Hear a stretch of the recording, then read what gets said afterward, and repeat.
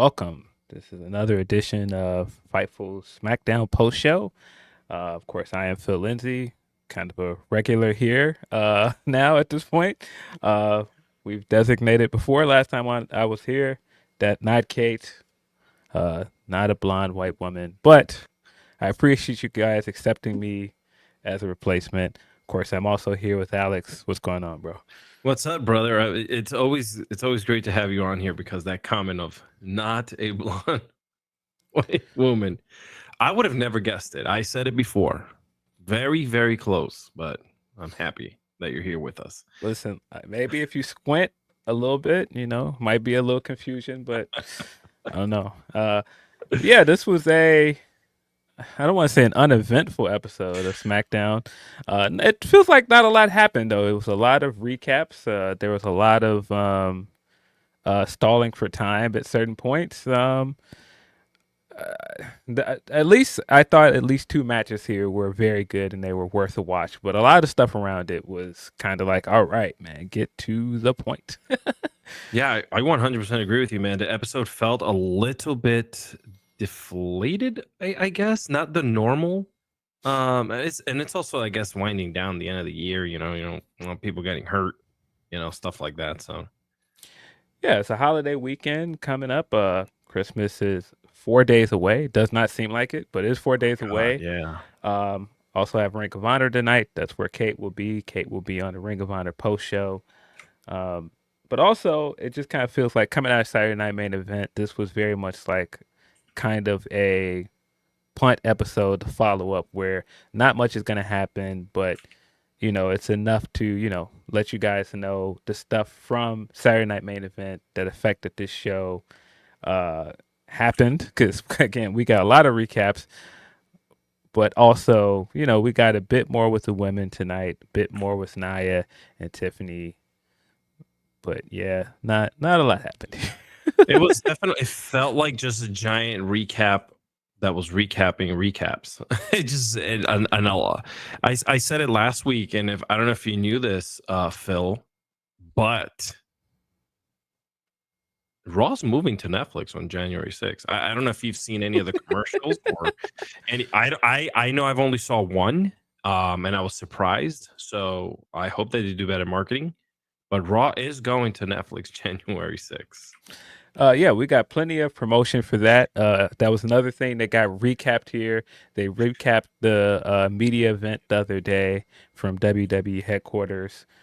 I guess we should also get into, we effectively got the announcement that SmackDown will be going to 3 hours. The first SmackDown of January, January 3rd, will be the first 3 hour episode of SmackDown. Oh, I'm kind of dreading that. I've been enjoying the move to 2 hours on Raw, and before that, I was a big Hulu watcher day after, where I could watch the shortened version of it that cut out a lot of filler. And now Raw is no longer on Hulu, so I don't even get the shortened version. And I assume eventually Raw will be going back to 3 hours as well. Yes. Yeah. So we're Yeah. looking at 2 3 hour shows now. Oh, How do you feel about that? dude, when I was on Blue Sky where I live now, and as soon as I saw the effing freaking post that it's moving to 3 hours, I yelled, and I didn't just yell like online, like "Oh God!" I kind of yelled like "What? WTF?" Right? Like, why is this happening? Why are we doing 3 hours? Like, this makes. Listen, we're here for a reason. On Fight Forward, we talk wrestling. We love wrestling, but wrestling is very niche, right? And Mhm. that 2 hours that it gives you, like, that's really good prime real estate. I feel like that is such a good time, those just 2 hours, and then giving freaking SmackDown a third hour is just, there's gonna be a lot of dragging, basically. I feel bad because I know it just puts, I know it puts talent and people on TV, and that's what we want. But yeah, I don't know. 3 hours, that's a lot. Yeah. Immediately, I mean, I think that the positive to this is they just established new mid card title for the women. That does make me feel a little bit better about the inception of both belts because now you'll have more time to showcase those titles and build up the mid card for the women on both Sure. shows. Yes, But I just 3 hours is a lot, man. it is. And I find myself getting disinterested sometimes during 3 hours of Raw. I don't know. And Friday's such a different beast. Friday, end of the week, you're ready to wind down. You're ready to, get into your weekend plans. Sometimes I'm not at home on Friday night. And the idea of watching 3 hours of wrestling on Friday, I know. it seems like a lot. But I mean, if you also were already watching Rampage, you already got your 3 hours of wrestling, but still, it's just 3 hours of wrestling is a lot. Yeah, that's true. That's I 100%. Yeah. But yeah, as always, feel free to send us your super chats. That is the best way to guarantee that your chat will be read on the air. You can also send us your humper chats via humperchats.com/Fightful. We will get into some topics from the show. But yeah, see, we got one super chat here from Ariel Assassin. He says, Phil, thoughts on Seth being possibly shafted again? Yeah, I'm assuming you're talking about the reports that we could be looking at Roman Reigns taking on CM Punk at WrestleMania. And Ah, I've been saying for a while, I think this is the year to finally do Seth Rollins versus Roman Reigns. This feels like the year to give Seth Rollins his big one-on-one main event with Roman. They've been kicking this match down the road for about 2, almost 3 years now. I think with all of this stuff stemming from the War Games build, you have a good case that you can spend the next few months building to that match. Because to me, it kind of feels like, well, if not now, when are you going to do this match? And, you're in a situation now with The Rock not available. If he's not available, that's of course the yeah. reports we're getting is that they've kind of moved on and they're planning around not having The Rock at WrestleMania. I 100% think that I think the reason why they're putting already these cards together the way they are with what we're hearing, it would have to be like you don't have Rock available, That's right? what I Like, would assume. yeah, I would think that if he was going to make any type of appearance, he would have teased something other than that, 1, 2, 3, and whatever he did there at that one showing, and that which made no sense to me. I think I'm still trying to figure it out. But other than that, I mean, maybe January 6th he shows up at Raw in LA. I don't know. It's hard. I don't even know, man. I don't know. It kind of feels like we're not going to see The Rock at WrestleMania. But as opposed to like what this means for Seth, I don't know what this means. I do think it would be kind of a bummer if he doesn't get his match with Roman again. But can't say that I'm surprised. If you're going to pivot from The Rock and you're looking at the response that you got from just putting these two guys in the ring during this War Games build and CM Punk and Roman, I get it. Like that segment that they had where they're talking at the table that did 1 million views on YouTube within 24 hours. They know that they have a money feud there, and if you're not going to have The Rock and you're kind of looking for the best option, the next best thing, I could see them going, well, we got CM Punk. Yeah, yeah, I agree with that. I mean, CM Punk is still someone who's going to sell a ticket. Is someone who people are invested in. If they already teased a little bit of the story there with Paul Heyman. We know that there's a little bit of friction between the both of them, even though they teamed up for Survivor Series. So that would be set up a story down the line to see these two kind of like go at it, right? Maybe a number one contender for the title. Whoever wins that match goes on. I don't know. I don't know how they would put that off. If it's just a match, just to have a match, just because they're mad at each other, you could do that at any given Raw, and make it special. Yeah. So it would have to mean something. I mean, especially for WrestleMania, it would have to be a giant blow off of a match. Yeah, but I mean, if you're trying to do a big, uh, kind of once in a lifetime kind of match that they've been Okay, trying to build this Rock right. Roman match around, CM Punk and Roman is a match that's been 10 years in the making. You've Do got you all think of that the. they throw Seth in there and make it a three-way?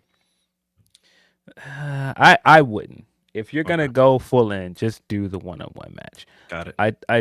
I think the fact that they're already putting the Rollins match with Punk on Raw tells me that that's not going to be the WrestleMania feud. I don't think that they would just put that on a episode of Raw. And not to say that this is just any episode of Raw, because again, I don't know if you guys know, but Raw is going to Netflix, and so you need a big match for I'm this glad you Raw. broke those news tonight here, Phil. Maybe you should have called Sean and let him know you were coming up with that before you said Yeah, it. uh, but yeah, I get it. And I mean, the fact that this is also main eventing that show, it sounds like they've said more than once now that this is probably going to be the main event of that Raw. That leads me to believe that we may get this match and possibly another blow off match, but it doesn't feel like this is going to be the WrestleMania match for Punk. Yeah. Yeah. Well, I mean, I'll be glad to watch it anyway, just to see what comes out of it. I know they'll do an incredible job of piecing together a story. So I have no doubt in my mind that we will get something really cool along the line. And uh I don't know how much Punk has in the tank in the sense of like, like you can tell after a lot of these matches, it really beats the hell out of him. Like I think he's also enjoying the fact that he's hanging out with the younger talent down at NXT. That's something that big for him.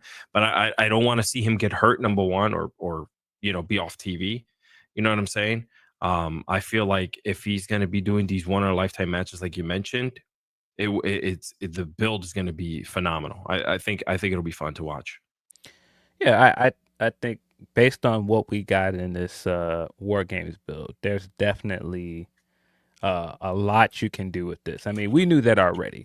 This is a big, massive match. I would argue it's one of the biggest matches of this era that you could potentially do. And Wow. again, if when you're saying like a replacement for The Rock, I get it.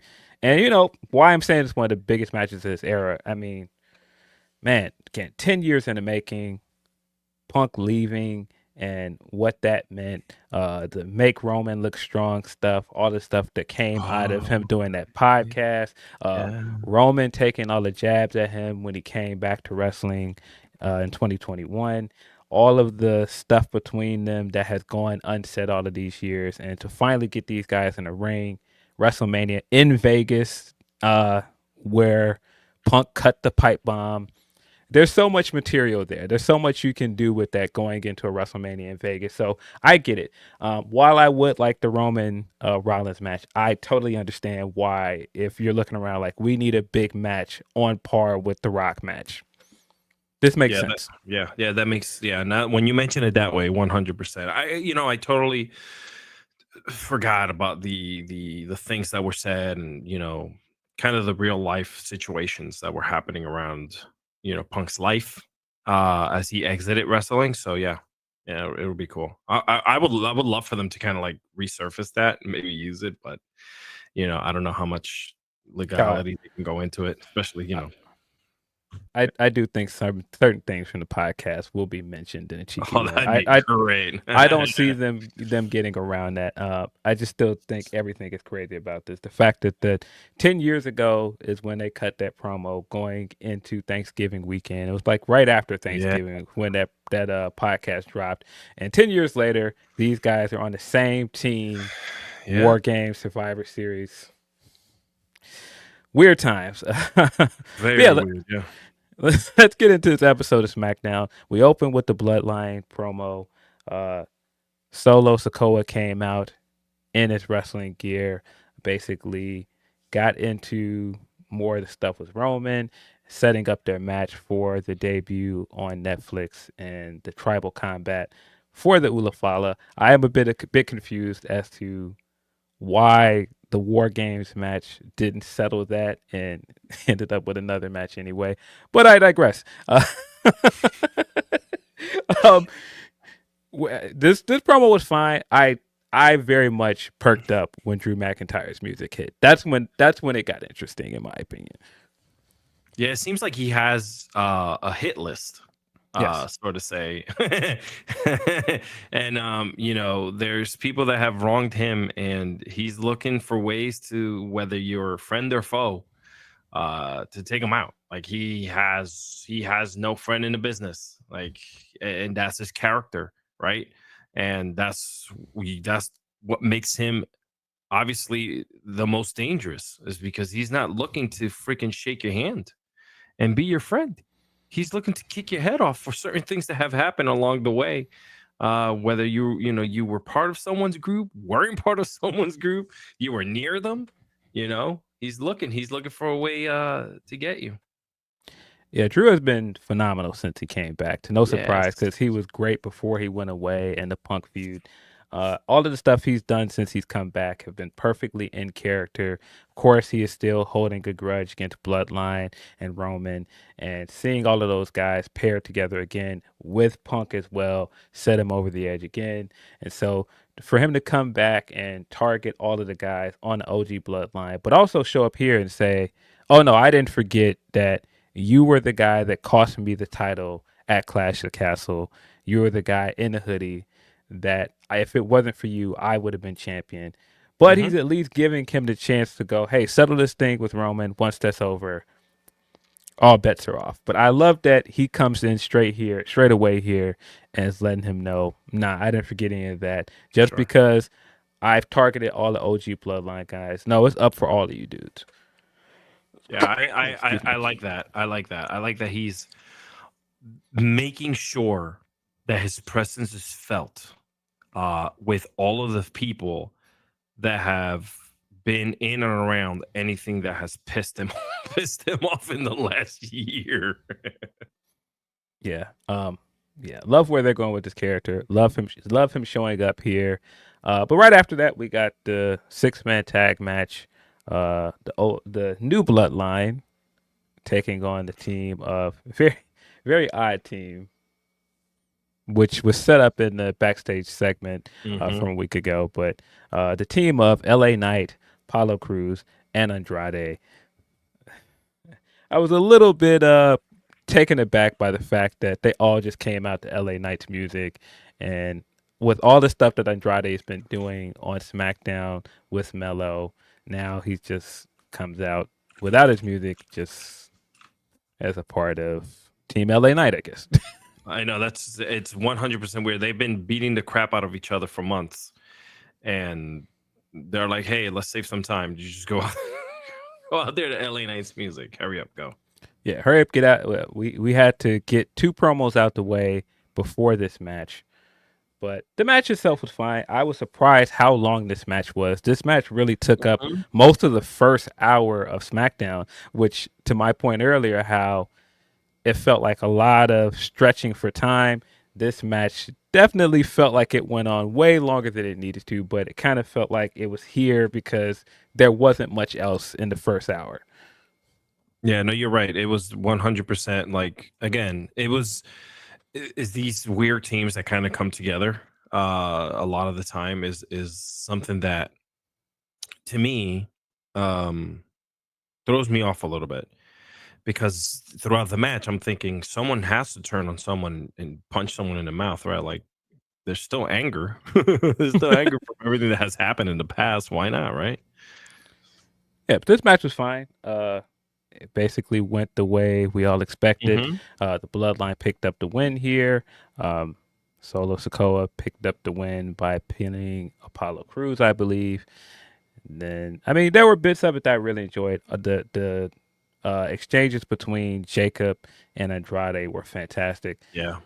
This guy Jacob, man, it just every time you get this guy next to somebody, it's like, ooh, I kind of want that match, and it just shows you how much people are already invested in this singles run with him. Because man, he gets in there, does a stare down with people, and they're like, oh wait, I didn't even Yeah. think about this match, and it was the same thing here. Once he mixed it up with Andrade a little bit, I was saying, oh yeah, that could be a dope match down the line.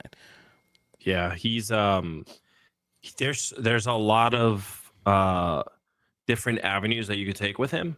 Mm-hmm. and whoever you plug in there against him, for some reason, I just feel it's going to be a great fresh new take, a fresh match, right? Because we haven't really, he's been part of the group.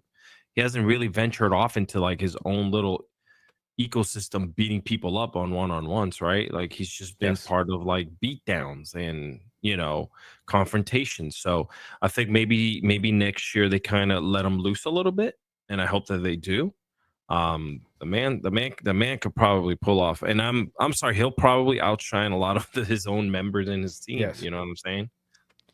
Yes. But I have enjoyed this version of Bloodline together more than I expected. I think Solo Sikoa definitely came into his own as a leader, and I think the less and less he took himself seriously, the more Hmm. he started leaning into his comedic side, the better he got as a leader. Um, Jacob is tremendous, as we said, and Tama Tonga is hilarious at everything he does. Just the little promo packaging they did with him for the Netflix debut, and he's like taking his shirt off and getting all in the camera and doing a yeah. Very, very funny dude. He's I wasn't smartened up to him. Obviously I knew of him, and I've seen a couple things here and there. But just kind of having him in WWE and kind of like bringing that full on character, not changing who he is, because sometimes they fall into that Hmm. trap where you kind of just bring these guys in and you kind of they tweak them, But he's been full on that character, which is great Yeah, because that's the thing that people know him for, and that's what he continues to do. Very, very cool to kind of just like he's funny, but he's dangerous. yeah, Like you can never turn your back on him. yeah. Tama Tonga in New Japan is a vastly different character in a lot of ways, but I it's not that I don't see that translating over, but just in the role that he's in currently in the Bloodline, Yeah. it doesn't really work as well. And I think he's done a great job of simplifying what he does well. I think he's done a great job of adding uh, moments when he's given a chance to make Yes. people turn around and pay attention to him, because it's not just him standing around behind Solo or everybody else looking menacing. He always takes the chance to do something to go, what the heck is that guy over there doing? I Sure. mean, Yeah. even him coming down in a War Games match and climbing the cage and climbing back and forth. I'm like, what is this guy doing? And the way he was climbing too, it was like sideways. He looked like the old school Nintendo games where it's all 2D and you're just like jumping Yeah, on. he looked like Vega in Street Fighter. He looked like Yeah, that's what he looked like. Yeah. But yeah, this match served its purpose. I was very surprised to see Shinsuke Nakamura towards the end of this match. He, of course, took LA Knight out of the fray, and that's what caused his team to lose the match. I kind of hate when WWE does this, where the heel wins the feud, they Yeah. win the match, but then they come back and still torment the guy that they were feuding with anyway. What does he have to gain by costing him this match? He's already won. He's the United States Yeah. champion. Yeah. I don't get it either. Like there's some interference things that happened that just don't need attention, right? Like this one Yes. was something that didn't need the attention. Like you're already the champ. What are you trying to set up, right? Like, and Yeah. especially if you're a heel, you have nothing to set up. You You've should already be, won. yeah, and you should be chased. That's what should Exactly. be happening. Yeah. He has all the bragging rights. He should not be coming down and interfering in this match for anything at this point. LA Knight should be the one coming out and demanding his rematch. Yeah, So I agree. yeah, but that aside, this match was fine for what it was. Nothing really to write home about. The Bloodline pick up a win here to move on into this the rest of this Bloodline feud. I loved, by the way, in the promo ahead of time that uh, I love this Solo mentioned straight away. Yeah, he's standing out there on his little boat and talking about his island. And yeah, after I beat him, he can go back to his island and he can finally acknowledge me. Uh, Because I did wonder when we got that promo package, like, where did this boat come from? What's going on here? Funny. I love that they like. There's certain things that just make sense when they do them right. But yeah, moving on from here, we got a backstage interview with Chelsea Green. Chelsea Green, of course, is your inaugural Women's United States Champion. I feel Mm-hmm. that was the right choice. I think most Mm-hmm. of us going into the match at Saturday Night Main Event assumed that she was going to win. She was a favorite to win this thing from the beginning of the tournament. And great for her. She deserves this. I thought she looked great with her gear, with her face all over it, kind of like a real Rick Rude thing to do, especially with the old school vibe of Saturday Night Main Event. Yeah. What do you think of? I mean, there's not much to take from this interview. It's the usual heel, ha ha ha, I've won. Yeah. Yeah. But what do you just take of Chelsea Green so far as the longest reigning United States champion? The longest reigning. She's gonna squeeze the way I see it. She's gonna squeeze every single bit of airtime minutes that she can to Mm-hmm. make it the most glorious minutes of television, as she should as champion. Um, her character shouldn't change, right? Her character should No. still be this perfect heel who just kind of like, ha-has you in the face and has her moments and it's funny, but at the same time can beat your ass in the ring, right? Like Yes. that's honestly what the way that she should keep it. And I think that she honestly should have some incredible matches coming up. I don't know who's set up right now from the ladies to kind of like chase, but I do know this. They're gonna whatever I think they throw at her, it's gonna be great. She's gonna use her heel tactics. I think what a great way to start your first ever United States women's run with a heel, Mm-hmm. because it kind of gives it more light because people are chasing for it. People want it. People want to wear this belt. You know what I'm saying? So yeah, and that's not to say that when you're a baby face you don't get a chase, but for some reason it's more memorable when you're a heel as a champion and you brag about it, like and then you have people kind of coming after you.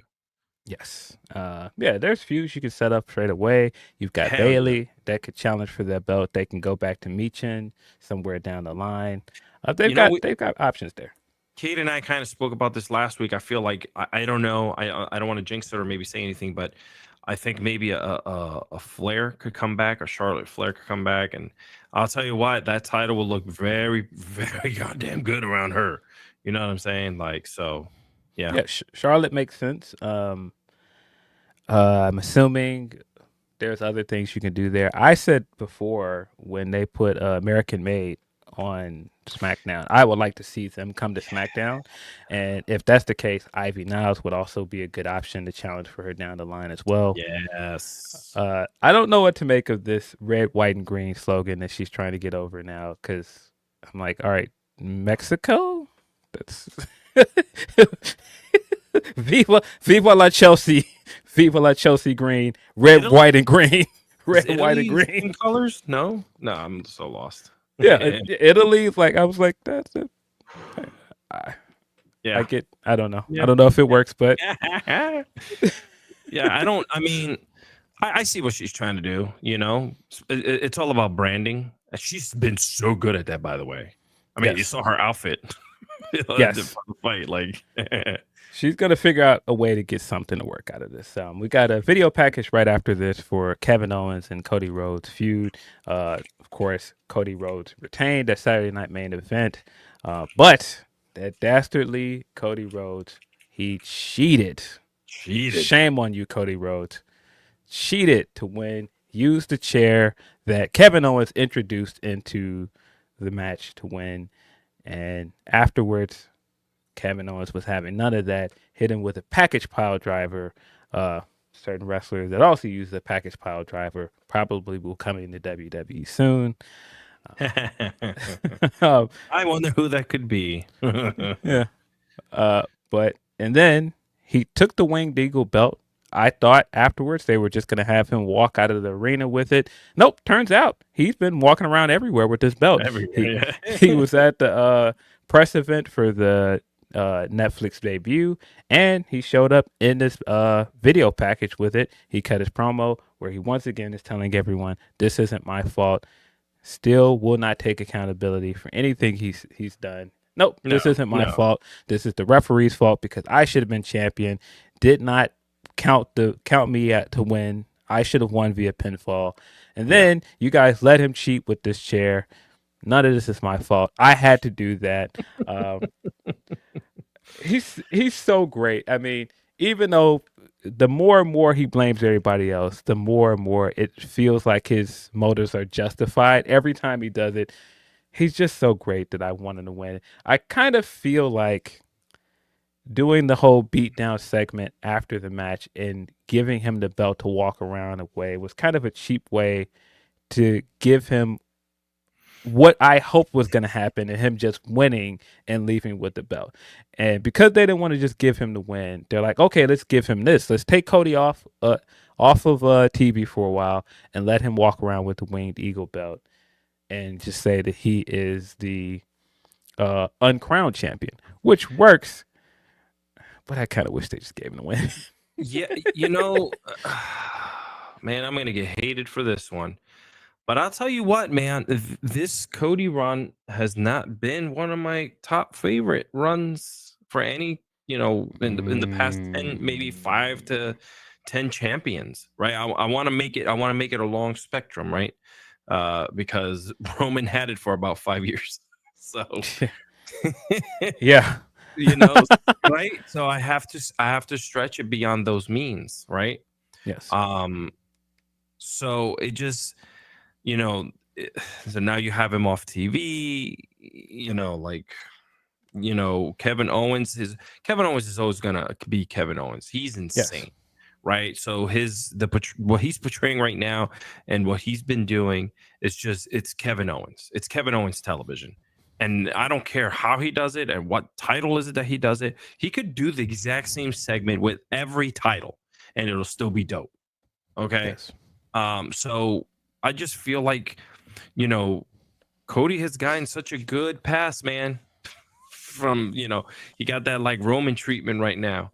Roman, there was times when Roman was really out there, putting the belt on the line. And then there was other times, you barely saw him on TV, So, yeah, I don't know. Like,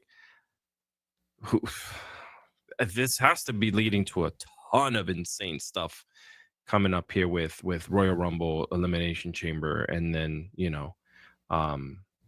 WrestleMania. So yeah, I would assume that this is setting up the rematch at Royal Rumble. Again, I'm fine with the way we got here. I kind of wish they would have just gave Kevin Owens the win because they would have made some of the stuff he's doing even funnier. But it's Kevin Owens, one of the best characters in all pro wrestling right now. With the best moveset, by the way. showing up at the press event with the belt and saying, "Hey, man, why didn't you guys invite the champion?" And doing what we know Kevin Owens to do, of course, bringing up the moveset thing as well. Wonder why he did that. It's not like it doesn't seem like may or may not have an issue with said person that said something about movesets. I wonder who that could be. Also friends with the other guy that Punk happened to be throwing shots at. So hey, we'll know more this January 6th live on Netflix. But yeah, I thought this video package was good. It served its purpose to recap all of the stuff between Kevin Owens and Cody, and the little bit of the promo we got up afterwards continues to advance KO's character moving forward. I do think some criticisms of Cody's reign are valid. I personally enjoyed it. I do think some of the issues with him building his own storylines are valid though, because particularly when you put him back with the Bloodline, it kind of felt like retread. I was ready for him to just go off on his own, get his own rivalries, and get his own storylines. this is a step in the right direction for me. I think the Kevin Owens feud is far and away the best feud of his entire reign. I think everything that he's done with Kevin Owens has been fantastic from the first match on. I enjoyed the build into the second match. I still kind of feel like it should have happened at Survivor Series, but I don't want to complain too much about it. What happened happened. I think Yeah. the match itself at Saturday Night Main Event was fine for what it is, but it very much felt like this is the way to get to the next match. This isn't Yes. a definitive match. This is just a way to set up the next match at our next pay-per-view. Yeah, I agree. I'm with you. Well, I'll as the kids like to say, I'll let them cook and see where it's going. We got a super chat from Meet Normus. Yeah, yo. Says, at this time on Wednesday, I was taking a pick with Will Hobbs. Made me forget the Wizards are 4-21. Yikes. He says, how was SmackDown? Rampage was meaty. Yeah, you did take a little bit of heat from Maxwell Jacob Freeman. Came out straight away and made fun of your Washington Wizards, which Dude, I think I've won more NBA games than the Wizards have. That's crazy. yeah, SmackDown, like we started the show, it was kind of uneventful. This feels kind of like a punt episode to get us over the holiday hump. Yeah, yeah. Do you know what this feels like? This feels like definite vibes of going into work the Friday before Christmas coming Yes. up. Like, okay, man, I gotta be here. I gotta, act like I'm doing something. Let me shove some papers around, answer some emails, and then get up out of here. Let me act Yeah. like I'm working, but I really want to get out of here ahead of holiday weekend. Yeah, 100%. I mean, I can't blame them. I can't blame them. Like, these guys just want to get on with it. Like, you're talking about, you're right. Next week, everyone's off, right? There's like triple tapings and all that stuff. So, Yes. But yeah, hope you had a good time at Dynamite. That was a very fun Dynamite in Washington, D.C. Someone's asking in our chat, are you an NBA fan, Alex? yeah, dude, huge NBA fan. Who chat? Who's in? Who is your NBA team? Ace, the Knicks. Oh, Knicks fan. Oh, well, Knicks are in a good spot right now. I thought that they're in a healthy spot right now. As long as these guys stay together, stay healthy. We know what happened last year. Yes. They gotta. It's all about health. I don't think they'll survive with the bench if any of these guys go down. But I do think that they've made some really good additions to the team. Smart additions. And I'll tell you what, Thibodeau I've always been a huge fan since he was with Chicago. I always felt that he was the type of coach that could turn around and beat the living life out of anyone if he wanted to. Like, he looks mean, he looks tough, and I'm pretty sure he beats the crap out of his players when they do something wrong in practice, which no one talks about, but I'm okay with.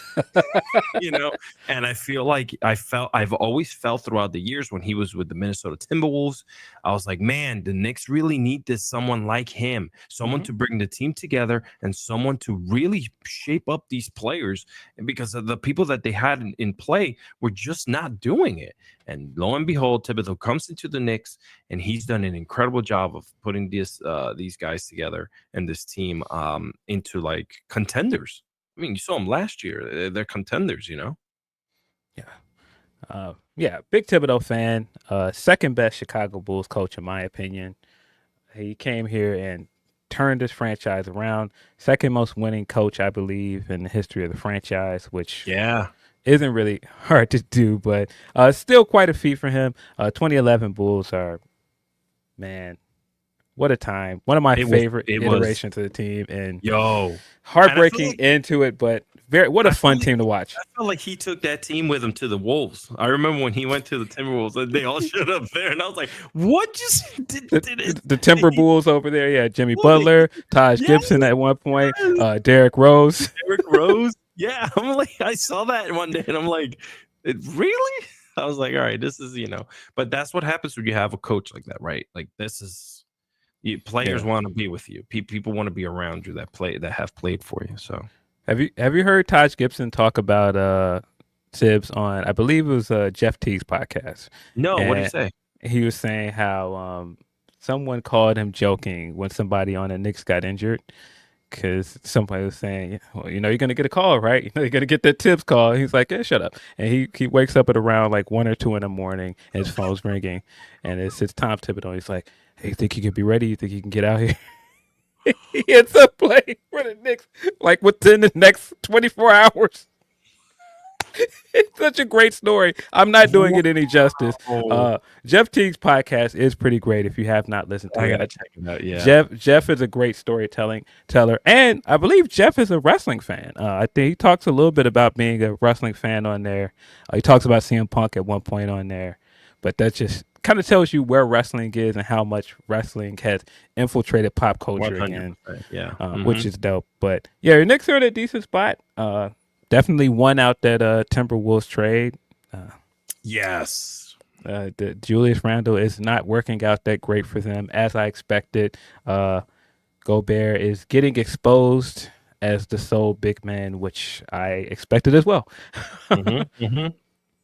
Yeah. So I mean, hey, again, it's all for me. It's all gonna go. Last year, it all when what's his face broke his hand or his thumb, whatever that was. I was just like, oh shoot, man, like. That team is linked together like a bike chain. When one link goes down, unfortunately last year, like it kind of all started like, dominoes started falling. This year they seem to be a little bit more together. So yeah, we'll see where everything goes, man. I'm hopeful for them. New York's been missing an NBA championship for long time. Yeah. Let's get into some more of these super chats. See, from Junk Punch Hero, he says, well, they say, I don't know. This guy shouldn't assume. Fun How fact. Dare you? Fun fact, 2015 Tough Enough. Green's intro has both the U.S. title and the Saturday Night Main Event banner in the background. It's on YouTube, hosted by WWE. Oh, that is kind of cool. Oh, cool. Yeah. Wow. It all comes together. We got another super chat from Will Chisholm. He says, funny how KO is doing CM Punk's AEW Real Champion storyline. Sort of, happened to do it on a Saturday. Another show that Punk was doing that on was on Saturday as well. Sure, though, they're all coincidences, but it is a bit funny. It is. I believe that is all of our super chats. Again, if you want your chat read on the air, super chat is the best way to make that happen. Also, Humper Chats at humperchats.com/Fightful. Before we get into some more of this episode, if you cannot tell, spending that amount of time talking about basketball tells you how much time we have to stretch in this episode of SmackDown. Before we get into the rest of our topics, I'm going to hit you guys with a word from our sponsor, Bet Online. Hey guys, I'm here to tell you about betonline.ag, the official betting partner of Fightful. It's not just an online platform. They've been trusted for over 25 years. They boast a focus on the player approach and have built their reputation on offering their clients nothing but the best. From cutting-edge technology to enticing promotions and the latest sports betting odds. Whether it be wrestling, MMA, boxing, or football, baseball, basketball, or racing, anything you can think of. All major sporting events are covered by betonline.ag. Fast payouts, highest credit card acceptance industry-wide, safe and secure online environments, and their live betting feature allows you to bet on your favorites weekly and easily and in real time. betonline.ag. That's where we're going at Fightful. That's where we suggest you go as well. That's where we get all of our odds at. betonline.ag. Only bet what you can, and please bet responsibly. Only bet what you can, and please bet responsibly. But for all of your sports betting needs, including pro wrestling, betonline.ag is the place to go. Unfortunately, for most Wizard fans, I'm sure you could take the other side of the Wizards at most of these games and end up doing pretty well. But no shame in that, my friends. No shame in that. But yeah, going into the rest of this episode, we got a Grayson Waller effect, which Soon as they started setting up the set for Grayson Waller effect, I immediately thought what I was thinking through all of these recap and the rest of these video packages. I was like, okay, so this is that kind of episode. Very much stretching it as much as we can. Uh,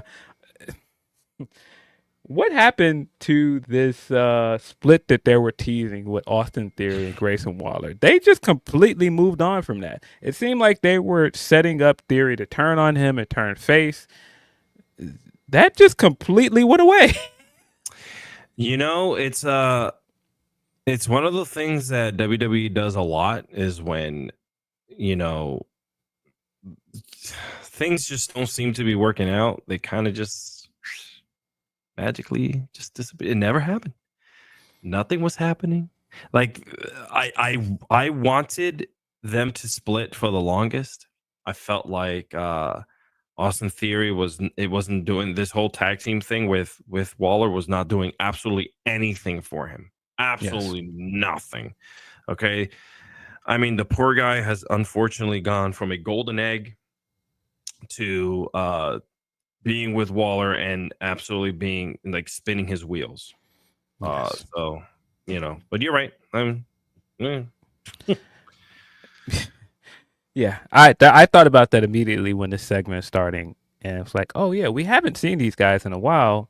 What happened to their storyline? They just completely moved on from it.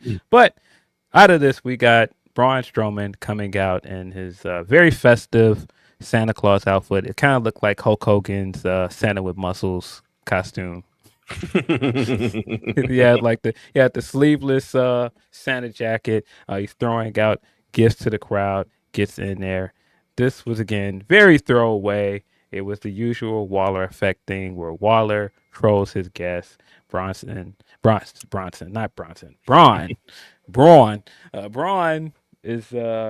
teasing, beating both of these guys up if they continue to be snarky with him. This leads to Carmelo Hayes coming out. Carmelo Hayes is upset that he lost his match last week, which I also was upset about Melo getting squashed.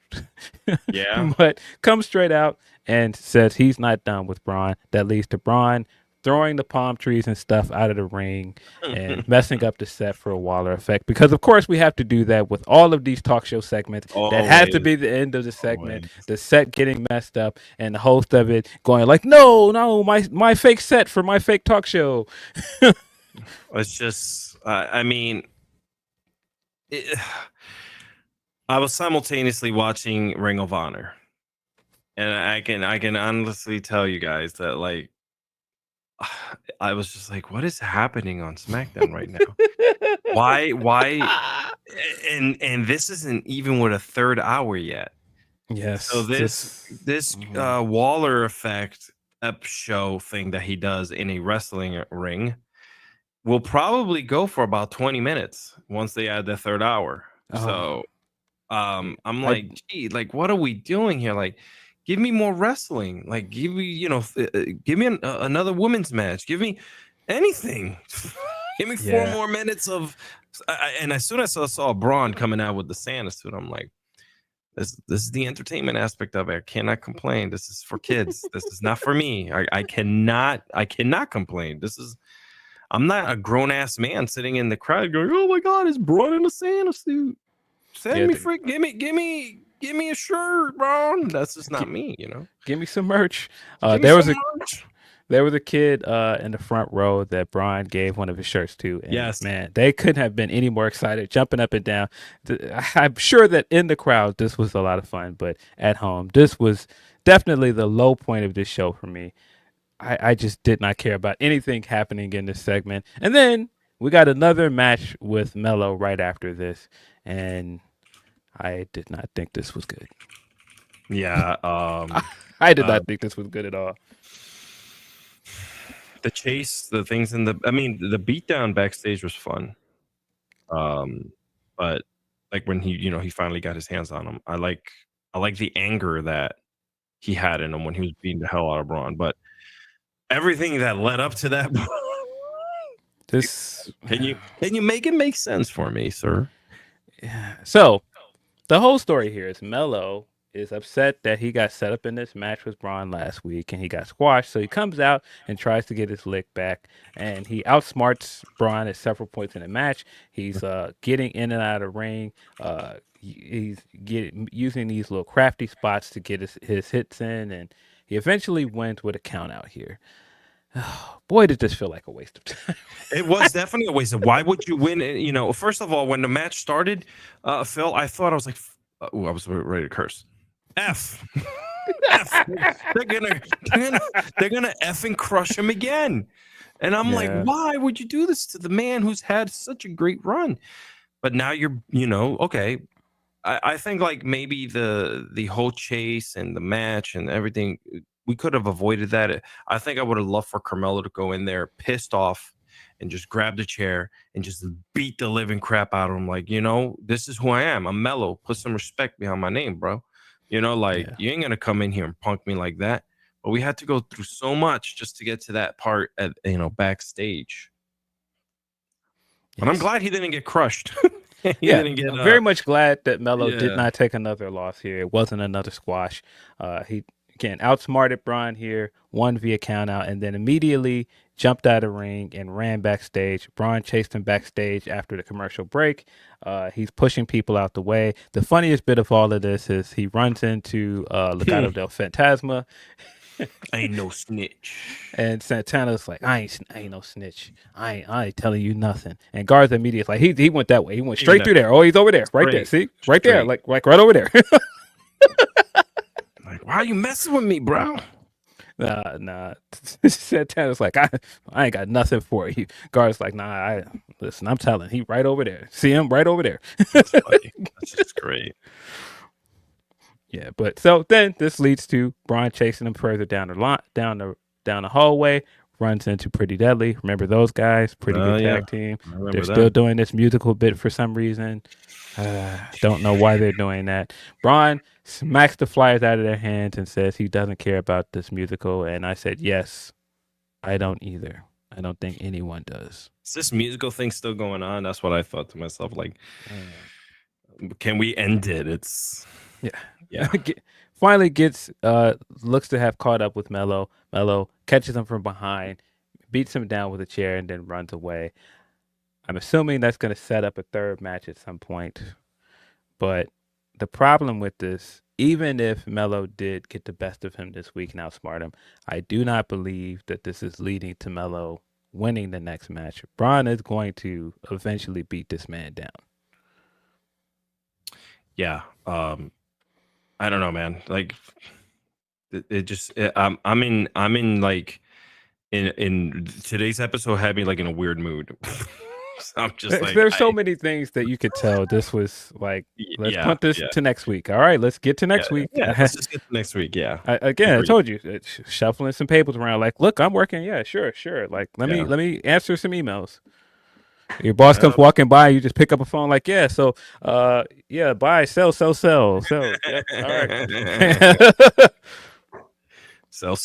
That's so true.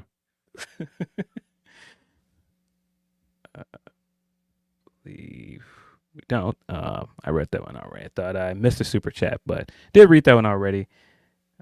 I thought the highlight of this show for me, the most fun I had watching this show, was the match that they promoted the most coming into the episode. That's Alex Shelley taking on Gargano. This was a very, very fun match. It could have been one of those, I was waiting the whole match, like, get to a match, get to some more wrestling. And when we actually got this match, was just a lot of fun. I loved the way they built this up of these are two guys that have history together. They have similar moves. And so at several points, it was like they couldn't get the best of each other because they knew each other's moves. Alex Shelley kept countering him and catching him before he can get a move off. I thought all of that stuff was cool. At the end of it, Ciampa comes down and interferes, distracts Alex Shelley.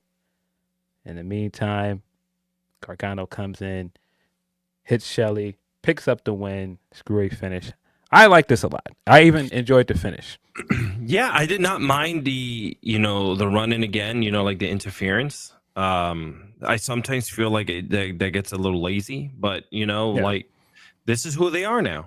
So I respect it. And, you know, they want to show that, you know, in order for them to be heelish, you gotta do a lot of heel crap. Yes. And I want to believe in them. I want to believe that they're, you know, that they, you know, why they did this. Like, there's such a long story here to tell us, like, why did they turn, right? And why are now, like, Motor City Machine Guns their number one target, right? Like, what's going on here? So let them interfere, let them get into fights, and it's the heel thing to do, right? So yes. Yeah, this match, I like this match a lot. Very fun match. I like that this is setting up more stuff for the tag teams. Please use your tag teams more in 2025. Get these tag teams on pay-per-views. Give them actual feuds. sure. Get Pretty Deadly back on TV as a tag team. Come on. I know. Please. That's another reason why I would kind of like to see Gable and American Made move over. Get the Creeds in this tag division. Wrestling guys like Motor City Machine Guns, Street Profits. But this was a good step in the right direction. DIY also introduced some new theme music here because now, of course, now they're bad guys, so they have to have generic rock heel music now. He said generic rock 106.7. It's true. They did just kind of like I heard it and I'm like, I kind of looked at the TV. I'm like, who's coming out? You know, but if it wasn't for the we are, you know, and then I was like, oh, okay. Well, they had their Def Rebel thing that started the music. We Yes. are DRY. Yes. Yeah. That's what got me. I was like, oh, okay. And then the I was like, they're bad guys. I could tell by their They generic. should just I know Gargano is a big nerd. He should have came in there and pitched them doing like the variation of the VR Troopers theme song. It's just like we are D-I. We are DIY. I can't believe you mentioned that. I can't. You just brought me back to my childhood. And Virtual reality. You are virtual reality. Oh my god. Funny thing, real quick, if you guys are into comic books, Boom just released a new Power Rangers series called Power Rangers Prime, and it takes place a little bit in the future. And the VR Troopers are actually the like I want to say Power Rangers of this new. Oh wow! era.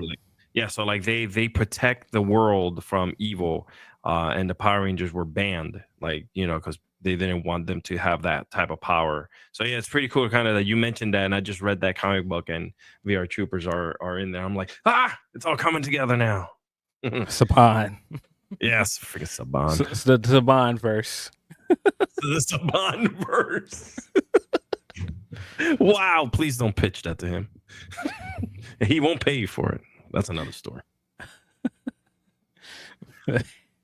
Yeah, the connections between that are also funny because the late great Jason David Frank, if you know, the VR Troopers was initially supposed to be a show. That was the whole reason that the show was created, but he ended up being so popular that they had to bring him back to Power Rangers. They brought the Green Ranger back, and of course, Jason David Frank ended up moving on and playing multiple Power Rangers because he's ended up being one of the most popular characters on the show. Yeah, really popular. Yeah, I mean, it's crazy. It's just crazy. And the pilot is on YouTube.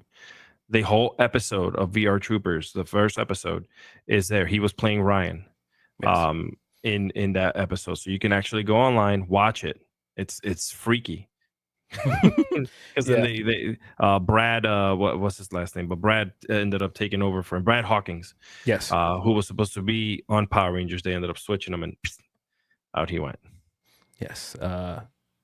Old co-host of Grapsody, Will Washington, also told a very funny story on an episode of Grapsody where his brother actually auditioned for a role on VR Troopers. He was going to play the black character that's on VR Troopers. He auditioned for that role, and he thought that he got it until this other guy walked in that eventually got the role, and he comes in and he's doing all the karate and stuff. He's like, well, I'm not getting that.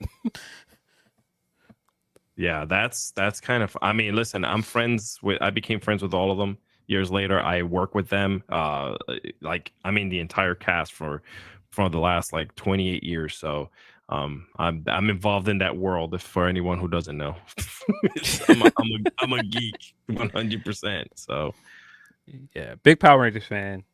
Huge. Also, but Yeah. long time since I've seen VR Troopers, but what a great theme song. water. Yeah, now you think about it, Jesus. We're gonna get into the final match on this card, main event. But before we do that, I'm gonna hit you with another word from our sponsors. There's no sponsor that I use more while I'm awake than NordVPN.com/Fightful. Man, this is like the Swiss Army knife, the multi-tool of applications. It does a little bit of everything. You always get a great deal at NordVPN.com/Fightful. You can listen to your favorites abroad. You can shield your data from snoops and criminals, protect yourself on public Wi-Fi, and it works on all your devices and operating systems. It doesn't end there. Change your virtual location and then get pay-per-views at a much more affordable price, TV services at a much more affordable price. You got a password manager, a file encryption tool, threat protections, and on top of that, 24/7 tech support. So if for some reason you don't know exactly how it works, NordVPN.com/Fightful will help you learn how to do it. Check it out, NordVPN.com/Fightful. Hell yeah, get yourself some Nord. I have it. You're gonna need it, especially in the next 4 years. A-Shock is asking, ever watched a rip-off Power Rangers show called Tattooed Something? You, sir, are talking about tattooed teenage alien fighters from Beverly Hills. From Beverly Hills. I've never seen it, but that was one of those shows from that time period. There are so many shows in that era that Super Sentai, Power Rangers sparked, whether it be the Mystic Knight show, VR Troopers, I'm probably missing some. Big Bad Beetleborgs. Big Bad Beetleborg, of course. Superhuman Samurai. Superhuman Samurai Cyber Squad. But yeah, no, I never watched that show, but I have seen like the cover for the DVDs and the posters and stuff for it. It looks awful. Yeah, there's I'll tell you what, friends, that time period was crazy. Everyone wanted to bring in Japanese footage, dub it, and make millions. Unfortunately, Saban kind of just like was the only one who did it and did it well. And if you look back at Saban, man, Saban was part of Fox Kids before, as Fox Kids was taken off. He was part of X-Men. If you look at the end of the original X-Men 92 episodes, it'll say Saban Entertainment after it. Like, that man had a stronghold in our lives when we were kids and we didn't even know it. Yes, that Saban logo used to pop up after a bunch of stuff on Saturday mornings. Yeah, Sabanverse, baby. Unleash the Saban cut. The Saban cut. I mean, well, I guess technically Power Rangers is the Saban cut because it's his. It's his, yeah. Oh man, what a world. But yeah, the main event was the WWE Women's Tag Team Championship match.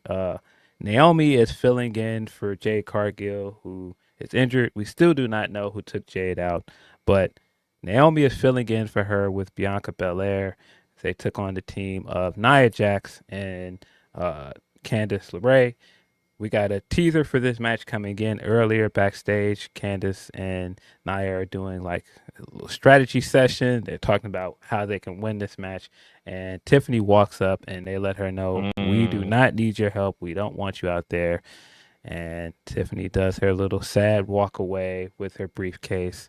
Definitely teeing up this babyface for turn for her and a cash in. I was hoping we got a cash in tonight because, man, that would have added something to this show where I could come away from it like, yes, something big happened. But of course, it was all smoke. Yeah, nothing actually happened.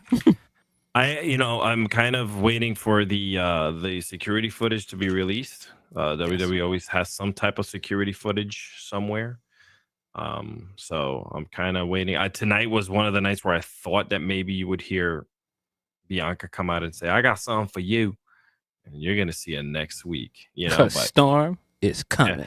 Oh, yeah. Yeah. Not Bianca. I'm sorry. Yes, Jade. Sorry. I was waiting to see if Jade was going to come out and say something like, hey, I got something for you and it's coming next week. I'm putting it together. I'm like, oh, here it is. We're going to find out who messed her up. Yes.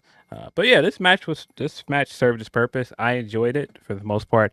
I think the story here was that because Bianca and Naomi have worked together as a trio with Jade, that they have more chemistry together. They Yeah. worked better together in this team, and it showed that Nia teaming up with Candice kind of blew up in her face because she actually has more chemistry with Tiffany Stratton. And you can see there were miscommunications at certain points in this match with Candice, and that really kind of cost Nia the match here. Nia also got busted open at some point in this match. I don't know when that happened, but she had a huge blood spot on her forehead. But soldiered through this match.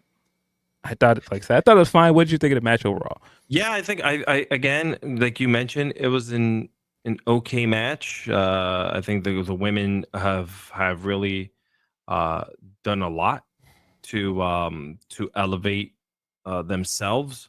I feel like the tag team titles have not been those to be elevated as much as I would like to. So I don't know what this pairing is going to do. I don't know if Jade is going to come back and is there a story here to tell about what happened? Um, I thought the match was fine. I thought it was, she, the way that they told the story, which she wanted to earn the title instead of being given to her, like when they were backstage in Gorilla, and she was like, "Here, take this." She's like, "Nah, bro, I'm gonna earn that." So yeah, I mean that's pretty much where my thoughts are when it comes to the final, the main event here, which a lot of it was phoned in, but whatever. I had fun. Care what anyone says. Yeah, I mean, but that was the theme of this episode. A lot of this felt very phoned in, but this match was good for what it was. I thought that there were some great story elements to it between Nia and Tiffany, but also just the Bianca and Naomi dynamic. Also, like you said, having Naomi make a point of saying, "That's not my belt. I haven't earned that."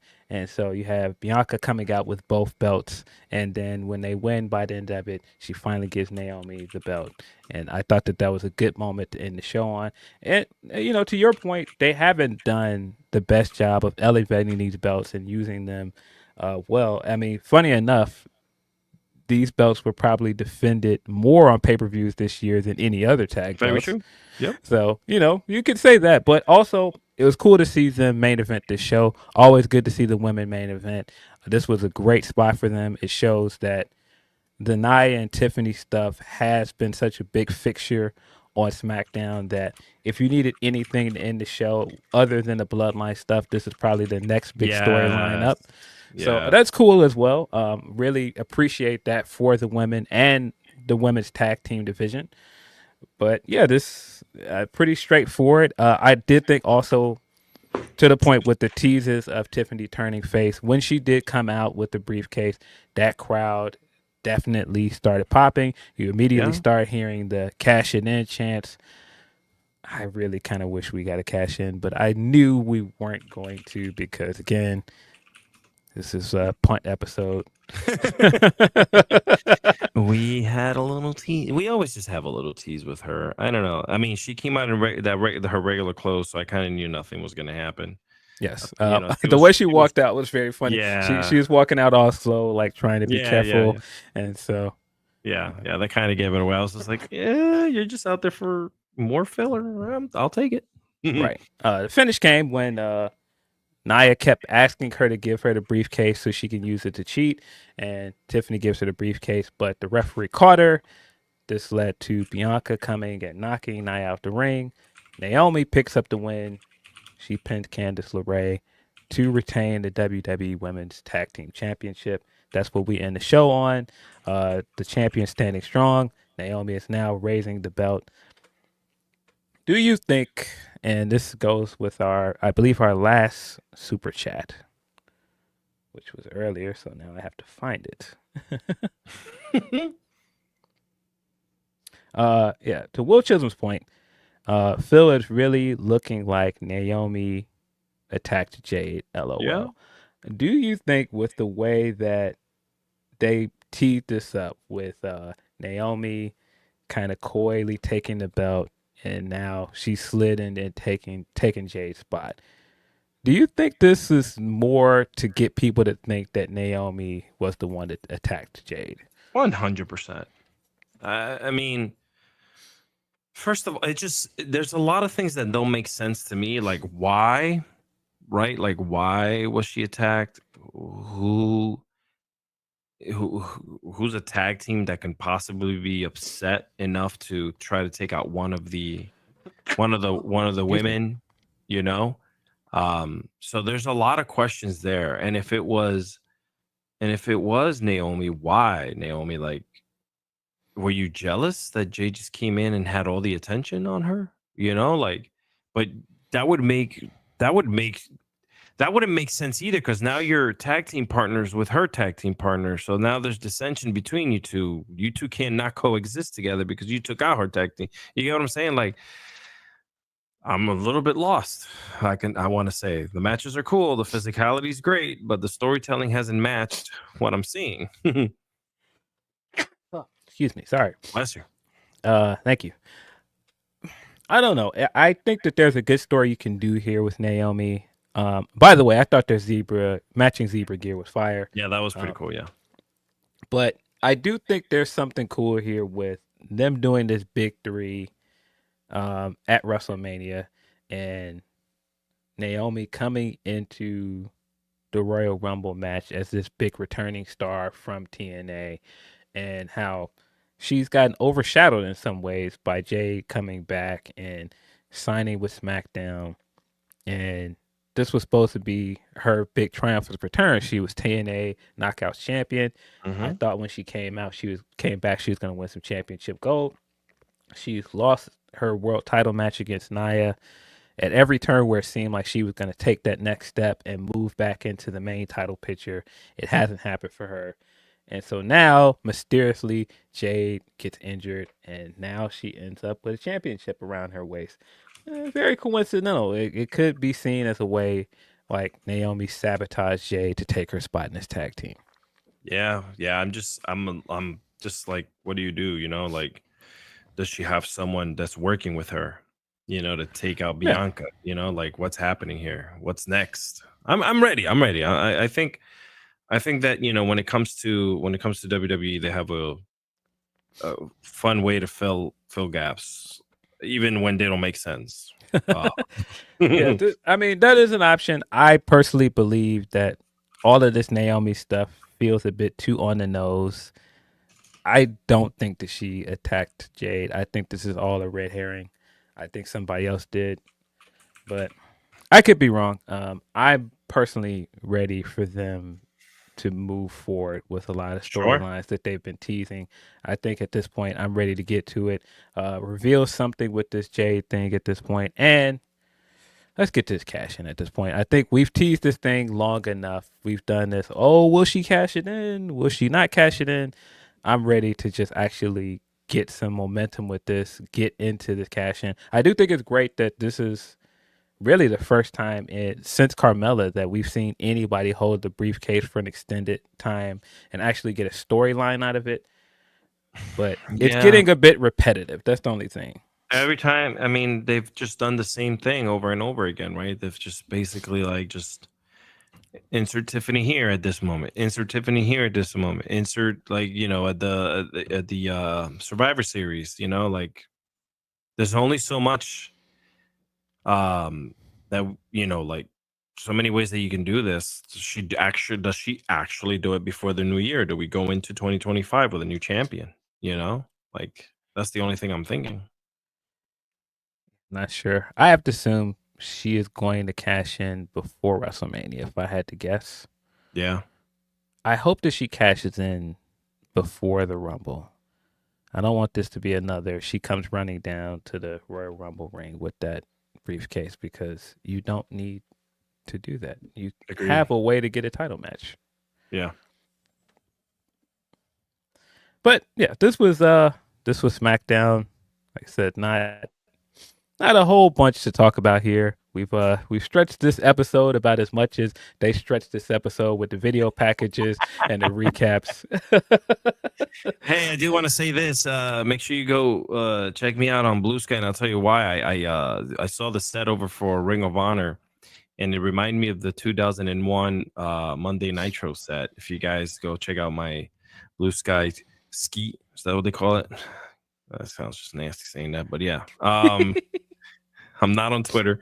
Make sure you go check that out because it looks very similar. I love the similarities between the two sets. So yeah, that was just me there.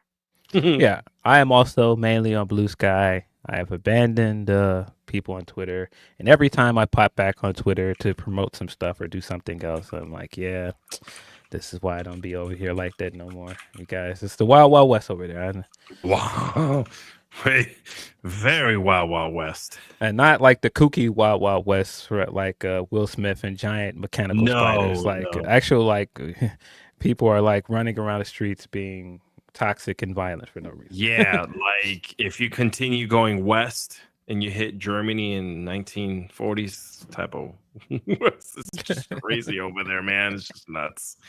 Of course, I will be back tomorrow on Fightful's YouTube channel, this very YouTube channel that you're watching, co-hosting Grapsody at noon Eastern with Righteous Wedge. Have a guest, the big homie Emilio Sparks will be coming in to talk with us as well.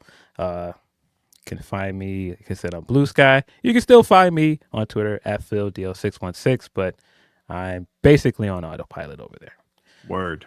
You guys can head over to just go to alexiscardozo.com. I decided to buy my own name and brand it so that you guys can just find all of my links and everything that I'm working on in there.